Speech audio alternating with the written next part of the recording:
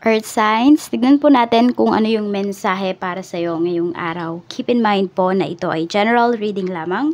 So, hindi po lahat ay makaka-relate, so be open-minded. Sa mga hindi pa po nakasubscribe dito sa ating channel, please subscribe na po kayo and pa-like na din po ng ating video. At sa mga nais naman po mag-avail ng ating private readings at ng ating Evil Eye Amulet, makikita nyo po yung link sa description box. Tarot Intentions by Aliana Reyes, yan po yung ating Facebook page. Pwede nyo na rin po ako makontak sa aking email. So, nakandyan na rin po, ilalagay ko na din. Okay, para sa mga walang Facebook account, ayan. So, sa email na lang po tayo mag-usap. Tignan natin kung ano yung mensahe para sa'yo. Energy, earth signs, ngayong araw. So, we have number 32. So, may mga postponement dito. May mga lakad kayo, may mga pag-uusap na pwedeng hindi matuloy. Ayan po, nililigtas lang kayo ni universe. So, that is divine intervention. So, huwag kayo masyadong ma-frustrate kung may mga sitwasyon na hindi umaayon po sa inyo. Meron tayo ditong number 34 at we have number 12. Pagdating po ito sa inyong bahay. Ayan, sa bahay, sa family. So, hindi ko alam kung kayo ba yung nagtatrabaho or nanay po ninyo. Basta female figure po ito. So, magsasucceed yung taong to. Meron ako nakikita kung merong single mom or single dad sa family po ninyo. Could be your mom, could be your dad, could be you. Earth signs, nakikita ko magsasucceed talaga kayo. Mapapagtapos nyo po yung mga anak ninyo. Some of you, yun yung ano ninyo eh. Yun yung pinangangambahan ba ninyo this lifetime. Kung makakapagtapos kaya yung mga anak ko, yes, makakapagtapos po sila because of your hard work. Kung meron naman po kayong asawa dahil sa pagtutulungan po ninyo. Ayan. Check natin kung ano pa yung mensahe para sa'yo. At meron din po dito. Hindi ko alam kung kayo yung meron kasi ako napipick up. Meron kayong anak, tapos you feel na yung isang tao na to or may nakakapagsabi rin sa'yo na ito yung magiging blessing talaga sa family po ninyo. So, lahat naman ng bata is blessing. Kaya, yun. Baka mamaya nagiging, ano kayo doon, nagiging bias kayo sa isang bata. Kaya, wag po. Kasi may magtatampo. Hindi lang masabi, pero baka may magtampo po sa inyo. Earth signs. Tignan natin pagdating naman sa mga friends mo. Sa mga friends, we have Joker.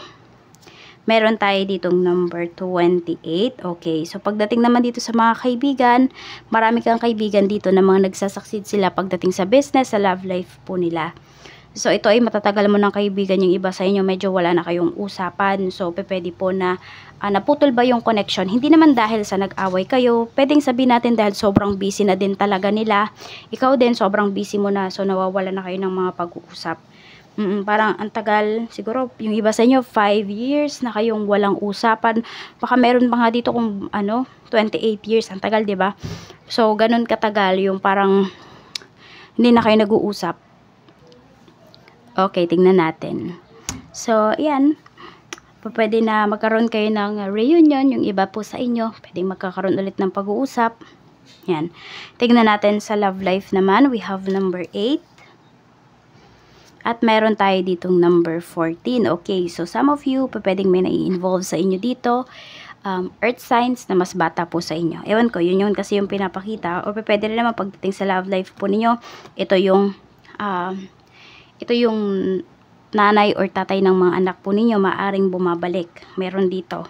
Meron naman dito, pwede po na sobrang proud talaga kayo sa inyong mga anak. So, marami silang mga achievements dito. Basta marami silang mga bagay na ginagawa na alam mo or nagiging proud ka talaga sa kanila. Yun yung pinapakita kasi dito. Okay, so ayan, parang nandun talaga yung proud po kayo sa isa't isa. Pwede rin kayo yan ng person mo. Ginagawa niyo talaga lahat para mabigyan ng magandang buhay yung inyong mga anak, or kung hindi pa po kayo kasal, pwede na alam mo yun, nandun yung nag-e-enjoy lang kayo, but at the same time, alam niyo yung ginagawa ninyo at nag-e-enjoy kayo at nasa-secure po ninyo yung future ninyo. So, kung sino man yung ka-deal ninyo dito, earth signs, yung tao na yon may plano po talaga yon para sa inyo.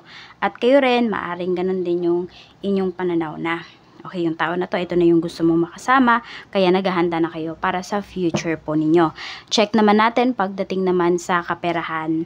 Spirit guide, kamusta sa kaperahan? So, we have number 36. So, pwedeng meron kayong nakaalitan dito pagdating sa pera, pero pinapakita naman kasi dito na maaaring makabati mo na yung tao na yan. Okay? So, meron naman ako nakikita dito na yung iba nga po sa inyo, maaaring nilet go nyo na talaga yung utang na to. So, di nyo na yan inaalala. Pero, kusa talagang babalik yung tao na yun. Kusa siyang magpabayad. Siguro, nagipit lang talaga siya. Baka may nagkasakit sa kanila, oh. Kaya hindi siya nakabayad sa'yo.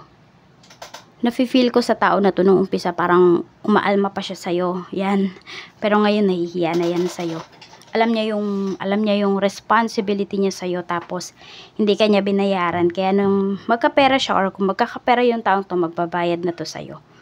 So, bigyan mo lang ng ilang pampalugid. Pero yung iba sa inyo, nako, punong-puno na talaga kayo kasi pwedeng medyo matagal na rin talaga nung, ayan, yung utang ng tao na to. Sa career mo naman, we have number 22 at meron tayong number 31. So, merong pag-alis po dito. So, di ba sabi ko may postponement dito. So, yung iba po sa inyo, pwedeng promotion nyo to mapopostpone. Yung iba naman po sa inyo, maaring pag-travel kasi to, baka mapostpone din siya. So, okay, mag-alala kasi nakikita ko naman na magtutuloy-tuloy pa rin po ito. Para pa rin talaga to sa inyo. Kung nakakailang try naman na kayo, for some of you, 3 times na kayo nagtatry, hindi talaga siya na nagiging maayos, maari po na hindi yan para sa inyo. Kaya pinapalook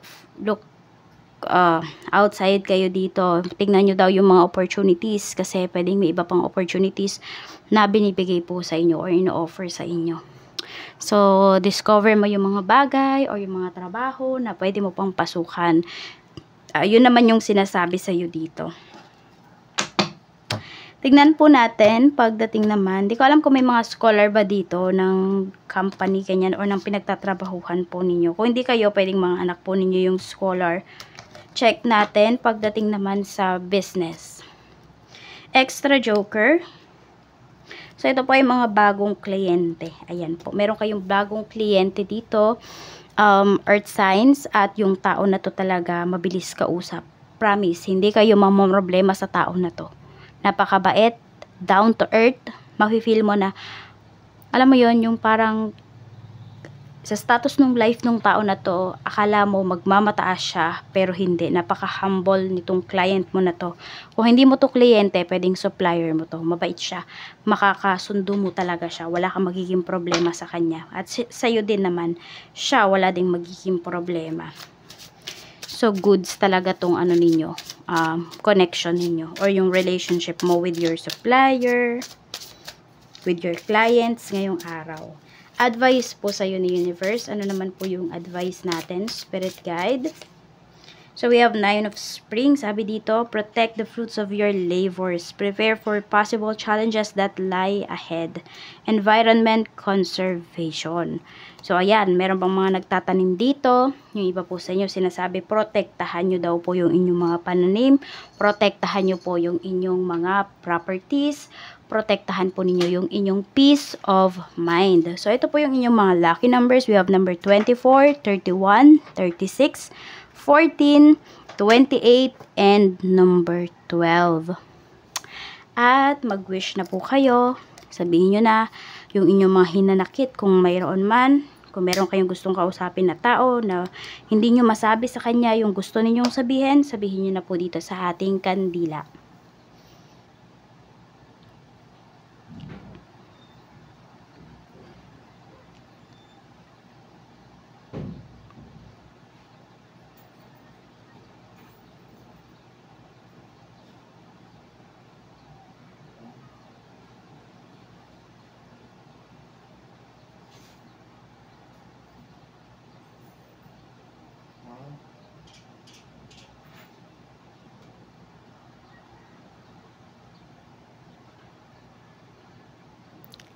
Maraming salamat po sa walang sawang pagsuporta ninyo dito sa aking channel.